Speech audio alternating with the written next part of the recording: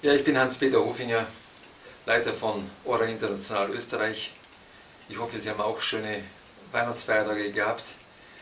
Wir haben eine große Hochwasserkatastrophe in Albanien und Sie haben vielleicht schon gemerkt, dass viele uns unterstützt haben. Ich danke für alles, was gekommen ist, über die österreichisch-albanische Gesellschaft an Spenden, über die Feuerwehren aus ganz Oberösterreich ist vieles, genauer gesagt ungefähr 8 Sattelschlepper an Kleidung, Lebensmittel und auch vor allem an Decken und Matratzen nach Christkirchen und Andorf gekommen.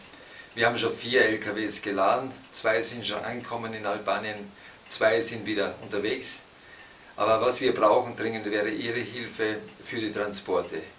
Wir bitten Sie, dass Sie auf das hier auf der Internetseite angegebene Konto unsere Spende überweisen, damit wir diese 8 Sattelschlepper auch nach Albanien bringen können.